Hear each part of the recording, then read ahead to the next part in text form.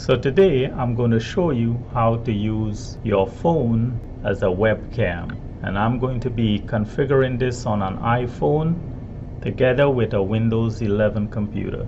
So first of all, I need to download the app. So on my iPhone, I'll go to the App Store and I'll type in Irian Webcam, and this is the app here, and I need to download it. So if you have an Android, just go to the Play Store and just type in the same thing. Just search for Irian Webcam and download the app. So I already downloaded the app. So your phone and the computer that you are using, it has to be on the same Wi-Fi. So on the computer, you have to download the app. You have to go to this site called irian.com, and they have the app for Windows, Mac, and Ubuntu. So this is a Windows PC that I'm using. I'm going to click on it. So the file is downloaded.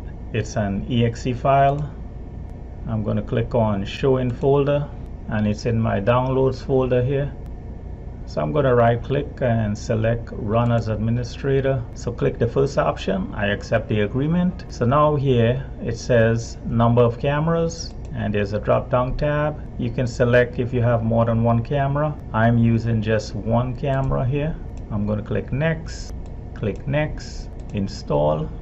So you want to leave this check, Start Irian Webcam. Click finish. So there are two options here: blank video when no connection, and start Irian Webcam when I start my computer. So if you want, you can leave this check on check. I'm going to leave it like that. So this has to be up and running for the webcam to work. So this is the app here, Irian Webcam app. So you want to click on this. So this is how it shows. Now on your iPhone, Android, you can use the front camera. I can select the back camera. So with the phone, you can walk around with it. Now on the left side here, click on this, and it says video format. It's set at automatic. There's a drop down tab, and you can select the resolution here.